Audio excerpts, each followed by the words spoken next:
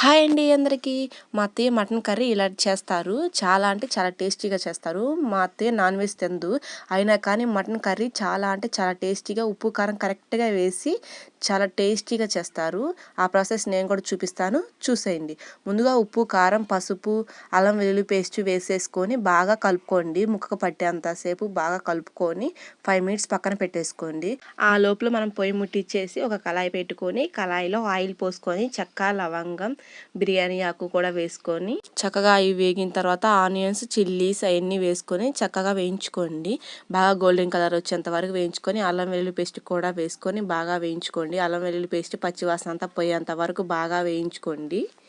ముందుగా మ్యాగ్నేట్ చేసుకున్న మటన్ తీసుకొచ్చి దీంట్లో వేసుకొని కలపెట్టుకొని సిమ్లో పెట్టేసుకొని అలా ఉంచుకుంటే నీళ్ళు అనేవి చక్కగా వచ్చేస్తాయి. మటన్లో ఉండే నీళ్ళన్నీ వచ్చేస్తాయి. మళ్ళీ 5 మినిట్స్ అలానే పెట్టేస్తే ఇంకా నీళ్ళు అనేవి చక్కగా ఊరిపోతాయి. మనం కావాల్సిన అన్ని నీళ్ళు పోసుకొని చక్కగా హై ఫ్లేమ్లో పెట్టేసుకొని ఉడికించుకోవాలి. ఉడికించుకుంటే మంచి స్మెల్ వస్తుంది, ప్లస్ మెత్తగా ఉడికిపోతుంది ముక్కలా పట్టుకోగలనే.